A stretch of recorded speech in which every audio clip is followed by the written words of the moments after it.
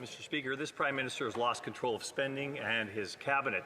Former advisor to two Prime Ministers, Robert Asselin, has said the rising debt burden limits Canada's ability to act during future economic slowdowns and unforeseen circumstances.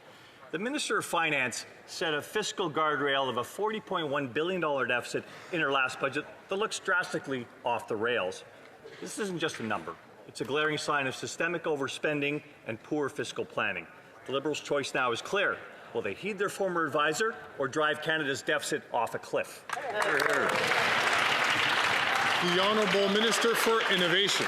Mr. Speaker, this member is so frail that he forgot that Canada, actually, Mr. Speaker, is the land of opportunity and possibilities. You don't need to ask me, Mr. Speaker.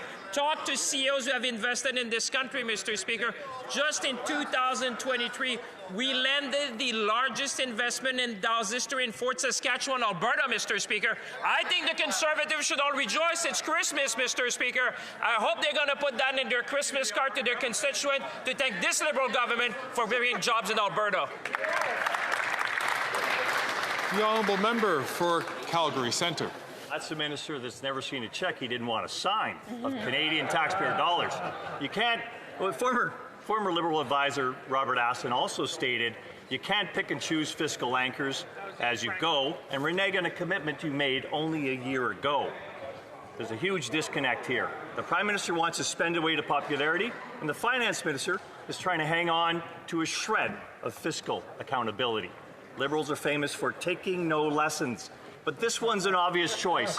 How far past the guardrails is the Prime Minister pushing the Finance Minister's credibility? The Honourable Minister for Innovation.